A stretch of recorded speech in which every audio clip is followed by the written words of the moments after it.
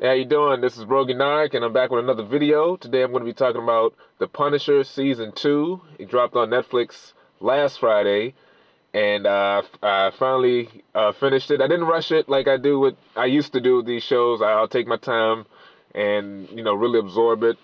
And I have to say, this was a good season, and I kind of hope they'll get a third season. I don't think they will, but I kind of hope they will get a third season to continue this story because I liked how they left things off. I do have some problems with this season, but we'll get into that in this non-spoiler review.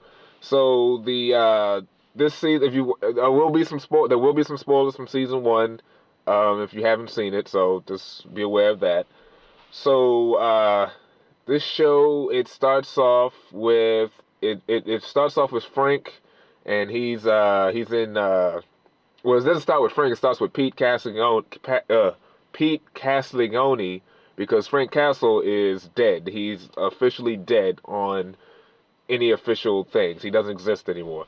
So Frank or Pete is now in Michigan, and he's hanging out at this bar, listening to country music, and he's trying to move on from the events of last season.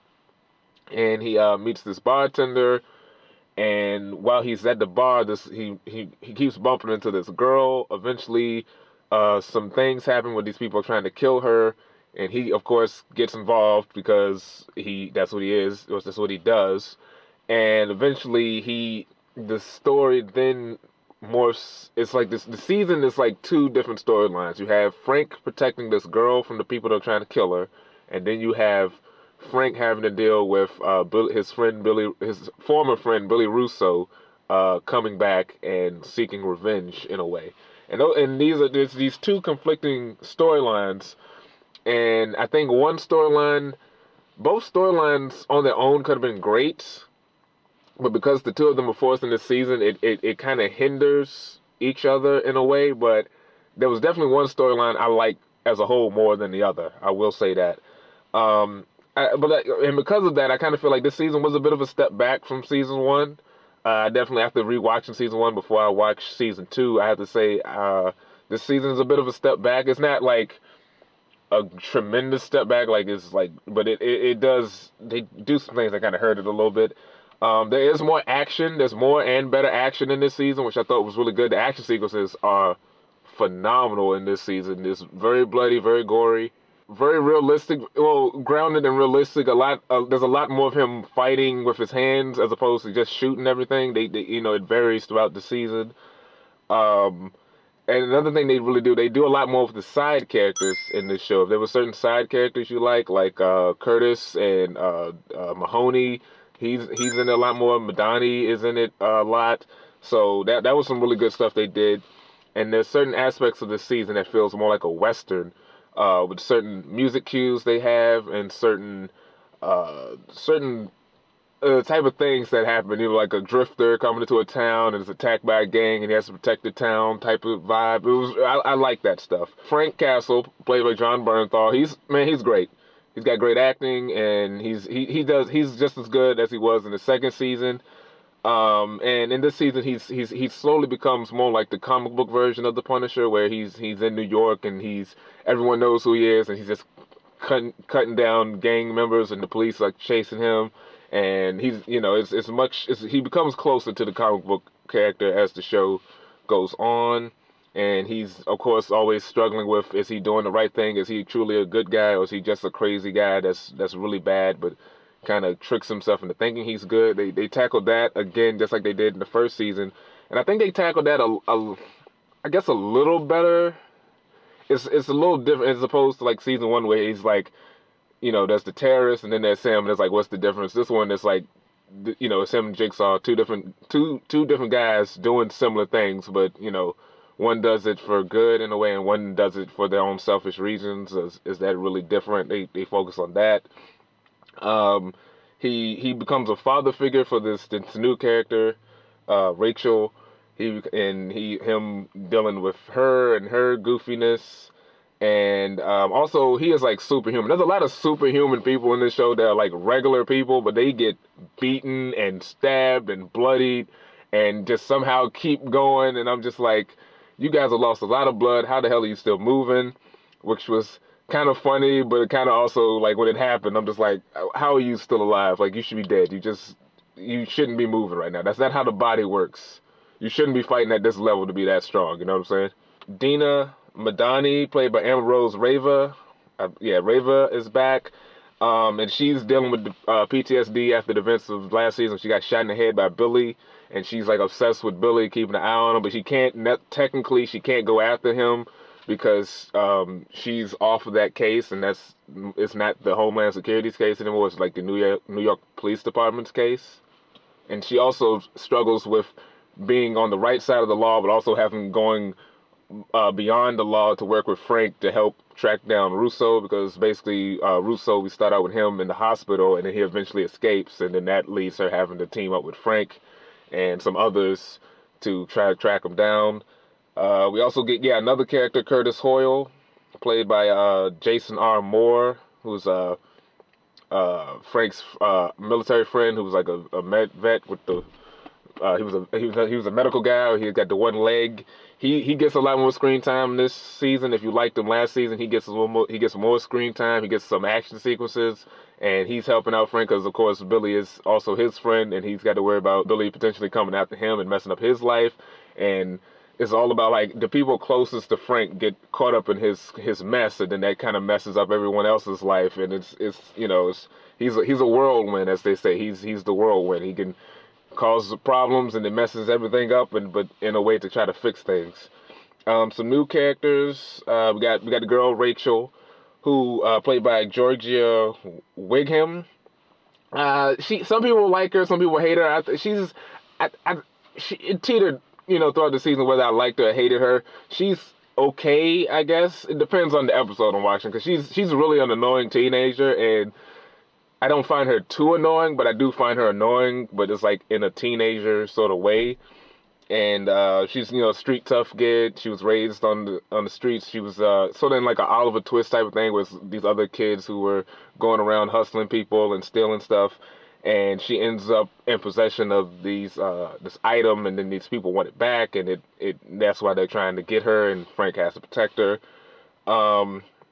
Yeah, that's about the main things with her. And then we have the new villain this season, John Pilgrim, played by Josh Stewart. He was good. I was a little, because there's a lot of hype about, they was like, he's going to be a religious alt-right political, Trump guy, and it's like his character is much more subtle. I was afraid he was going to be super overt with certain things. So he's very subtle. He's kind of bland actually in the beginning. And I think that was kind of a problem because they took a little too long for them to truly explain his backstory. Because once you get his backstory, he becomes a much better and a more of an interesting character. Before that, he's very plain. He's like, doesn't really shout or inflect that much, and he's quoting Bible scripture, and he's got a very reserved demeanor. There's nothing flashy about him, but he can fight. He is tough. Once again, one of the superhuman people, and like he gets better by the end of the show.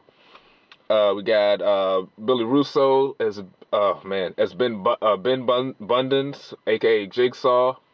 I really like Russo in season 1, but I feel this season they made some changes to him that kind of made the character regress, because they changed him from season 1, what he is in the comics, and made him more interesting. And it's like, in a way, they took those interesting things they gave him, they kind of took back, because he's dealing with the effects of having his head bashed into the glass. It's like cut up his face, but it's also like messed up his mind, and he can't really remember things. So he's haunted by this skull. He doesn't know what the hell that skull is, and he can't remember why he's injured.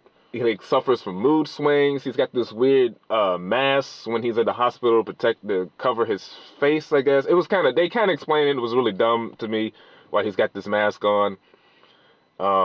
I guess it's so because he's ashamed of his face. But when you see, okay, so that's another thing. The face makeup, they really punked out, because in the comics his face is supposed to be really messed up. But in here it's scars, but it's not in a way where it looks super gruesome. And it's not as cool. When the Punisher Warzone movie does a better version of that face, and almost I would have to say bit of a spoiler, but almost like a better version of the character to me. That's kind of sad. Um, he's in the hospital and he's working with this Dr. Krista Dumont, played by Florina Lima, who I would have to say is the fucking worst. She is terrible. I hated this character. Anytime when her and Billy are on screen together, I was just not paying attention. She's Billy's psychiatrist, and she's trying to help him get his life back together. And I'll get more into her in the spoilers. But like I said, the action increase. The acting is still good. Like, even though there's characters I don't like or find annoying, there's no bad act. Oh well, there's like the only bad acting are like a few side characters, but that's about it. And so it's just the story elements. Some of the story elements I was kind of like didn't like the directions they went in with. My favorite episode is episode 10, The Dark Hearts of Men. That was a really cool episode. There's a lot that goes down in that. And I'll get more into that in the spoilers. So all in all, for season 2 of The Punisher, I would give it the grade of a C plus, a 7 out of 10. I believe I gave The Punisher a B, and this a C. It's a bit of a step back, not complete trash, but it's like it not as good as the first. And that's why I hope they can get a third season. They can do more. I don't think they're gonna get a third season. I mean, the way it didn't end in a tight bow like say Daredevil 3 did, but it ended in a way where if this was the end, you kind of like, oh, and Frank goes on, I guess, doing his Punisher stuff. So if they want to cut it right here, which I'm pretty sure they're gonna do, they'll be okay. And that's all I have to say for now. We're gonna get into spoilers.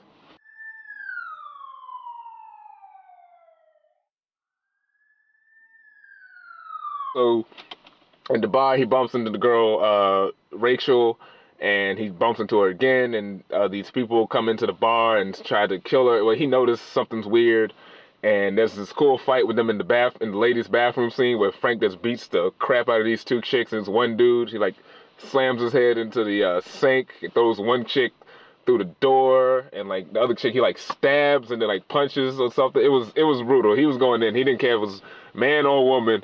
If you're doing evil and you trying to kill him, he gonna fuck you up.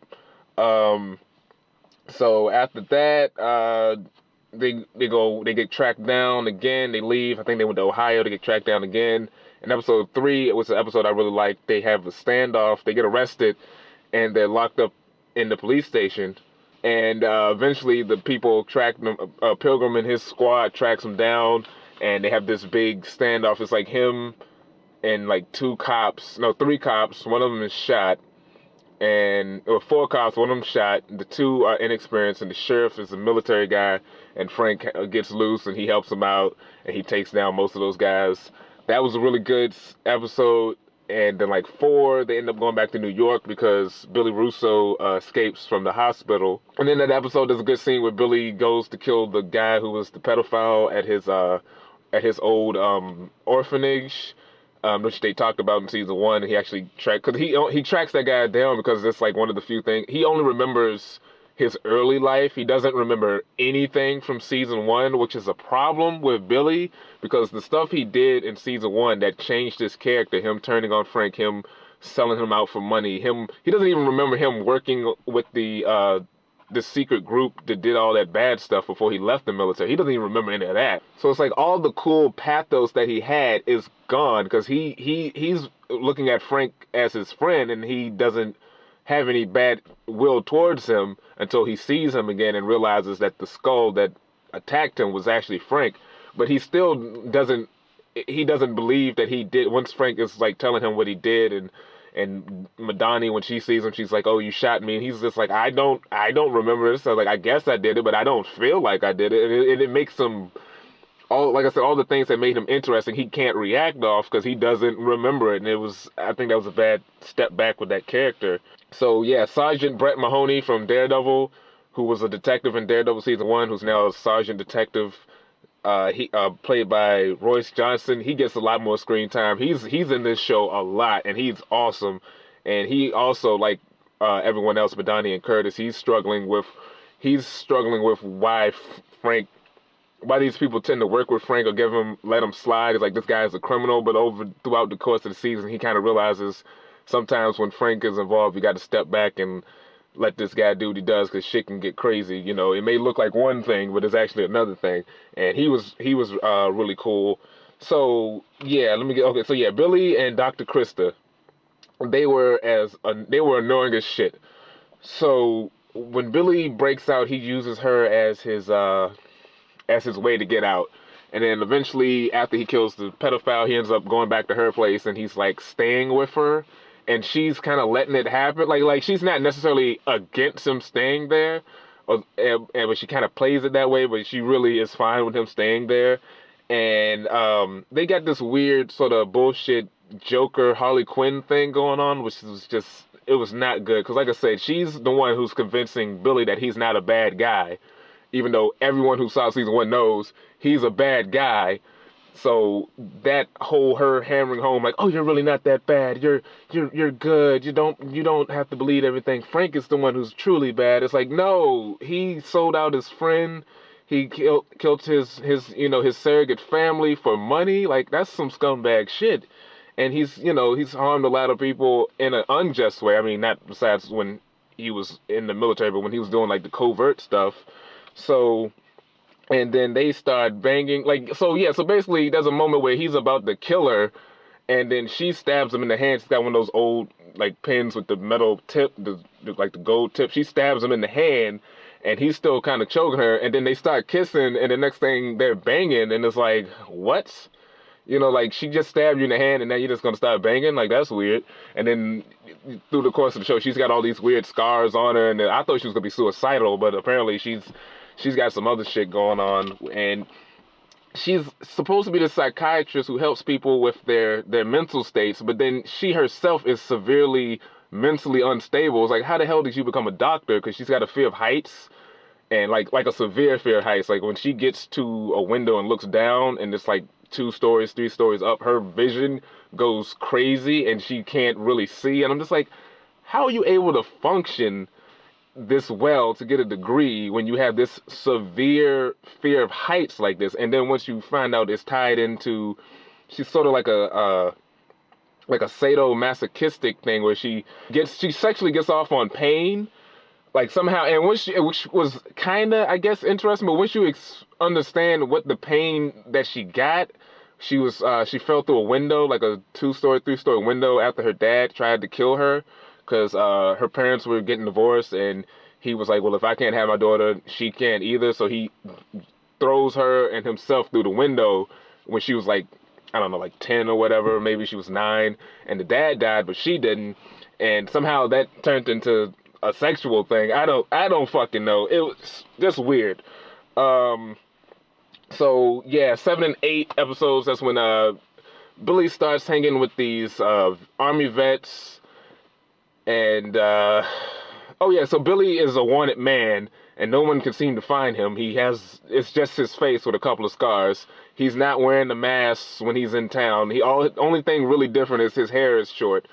But no one can seem to find this man. He's hanging out in bars with army vets, and eventually they form a gang and they rob this bank. They robbed this old. So it was the black dude. This thing pissed me off. So the black dude was the one who was a security guard, and he's like, hey, I know a bank we can rob. And you get to the bank, and it's a bank run by this old black lady whose father started the bank after he came back from World War II. And I was just like, of all the banks in New York, you want to rob the black lady's bank? Like, that's some bullshit. But that was a cool scene. And that's when Frank comes in, and Russo, that's when he snaps, because he realizes that the skull that's been haunting him is his friend Frank. And while that's going on, you got the villain Pilgrim, who's he's a hitman, and he's now going back to New York to track down Frank and the girl, because the girl has these photos that the people he works for, the Schultz family, they want the photos, what's in those photos. And there's a whole thing with the Russians is trying to frame them, which episode 5, when he gets in that fight at the gym, you get the Turk Barrett cameo. Probably the best Turk Barrett cameo, maybe the second best, compared to the one in Luke Cage season 1. But when he gets into that fight and he's just beating the hell out of that guy with the weights, that was fucking sweet.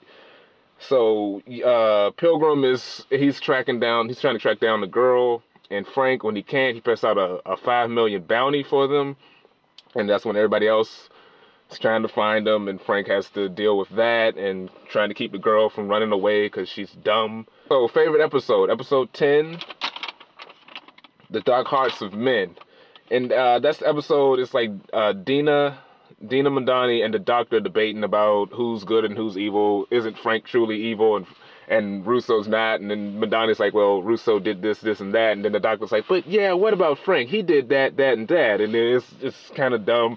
But Frank and Curtis tracks down Russo's spot, and they're going to infiltrate it. And while that's going on, Pilgrim goes back to this. He gets back in touch. So he used to live in New York, and then he left and went to, I guess it was Ohio, somewhere in the Midwest. He became very religious, and he had a wife and 2 boys, and his wife is dying of cancer. She's sick right now. She's going with cancer. She's got cancer. So he goes back to New York, and he's got some demons in New York. And basically, you find out he's now a former racist hitman who's now a religious hitman. And like his gang that he used to work with, there was like some Aryan Brotherhood gang. They tried to kill him because he stole some money from them and disappeared 12 years ago, and now he's back. So they tried to jump him, and that was a really cool fight scene where he's fighting the guy. Well, it shows him at the place, and he's like recovering, and you see every wound on him, and it shows how he got it. Like he had this big gash on his side. He has to like snap his jaw back into place. He had to he like headbutt a guy from behind, so he's got like these teeth, and the guy's teeth are like stuck in his head. That was gruesome. He starts drinking again because he had to go through all of that, and then he starts to lose his religion. And there's this moment where he's goes next door, and this guy's having a party with these 3 hookers, and he like takes one of the hookers, and then there's a scene where he's like talking, he's reciting scripture, and as it zooms out, you can see the chick is giving him a blowjob, and then he imagines his wife is the girl, so he tells her to get away.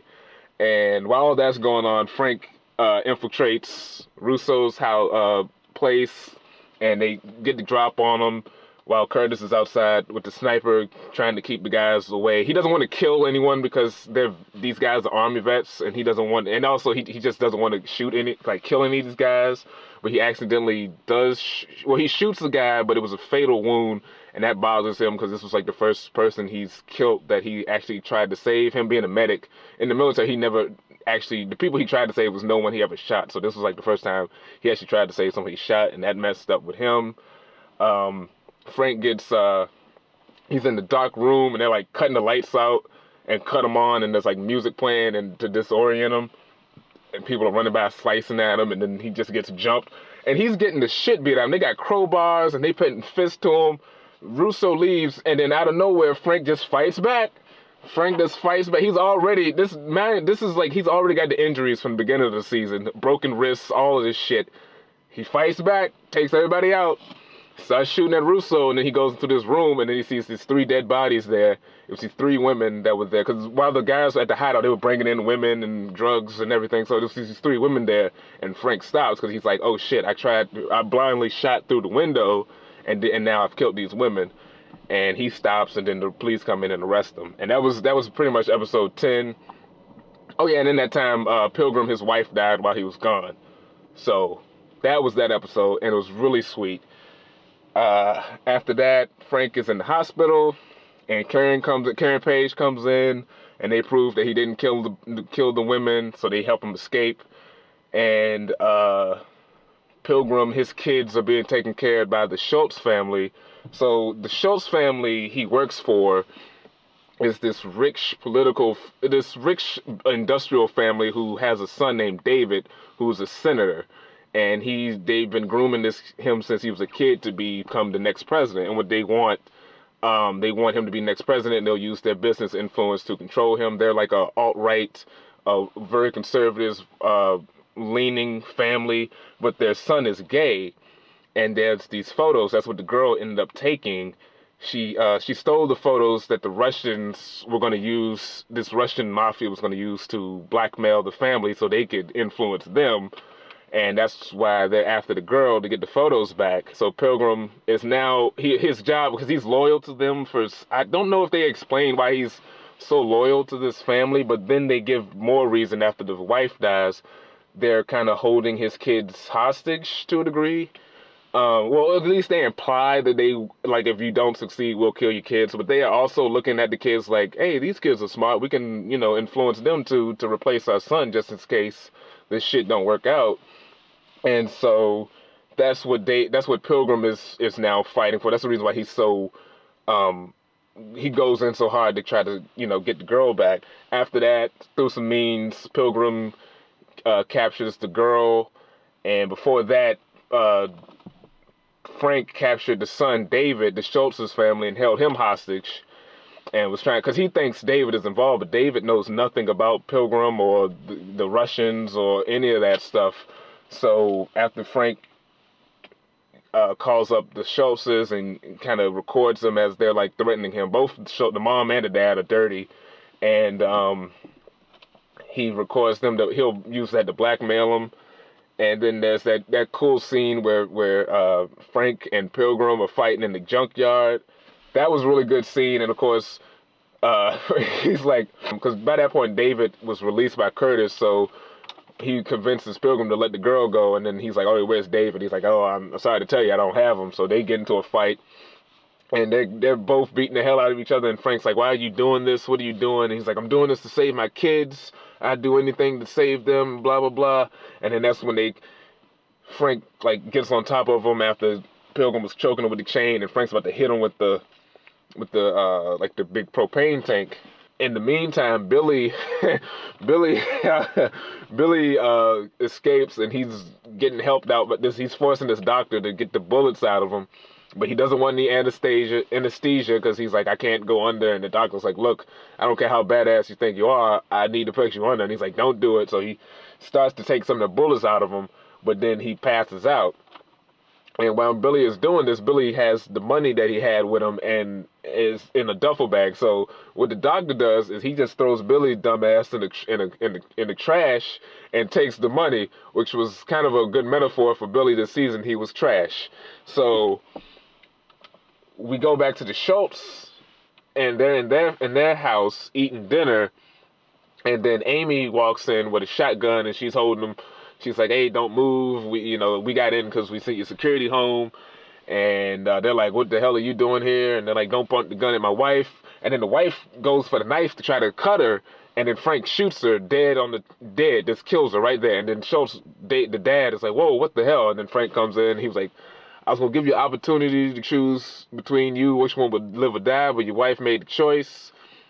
And he shows him, he's got the footage to blackmail him, and it's like, and he gives him a gun with a bullet, and he's like, you can make the opportunity, you can get the choice. You can either live with the fact that just, drop all of this and let all this shit come out to the light, and you have to face the truth, or you can kill yourself and then don't have to deal with it.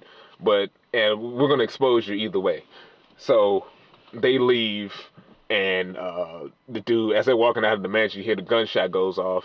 And the reason they did this is because once Pilgrim told him that they were holding his kids hostage, Frank decided not to kill him, because he's like, I can see this guy is just really gung-ho for his kids, and I would do the exact same thing. So he kind of lets Pilgrim go.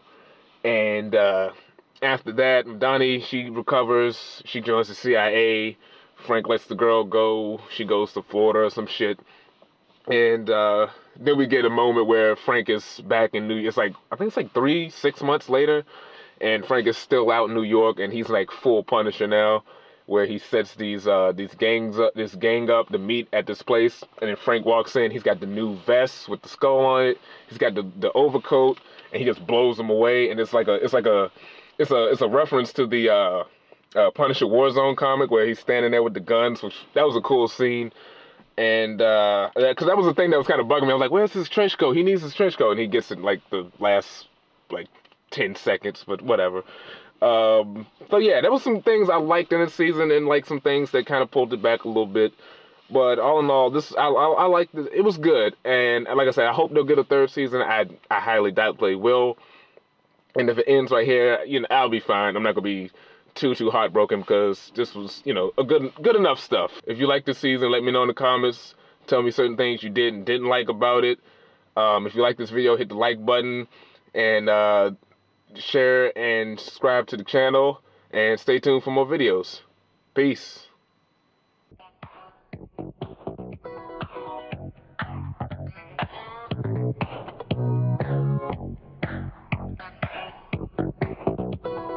Finish this thought. I am a slave to the booty.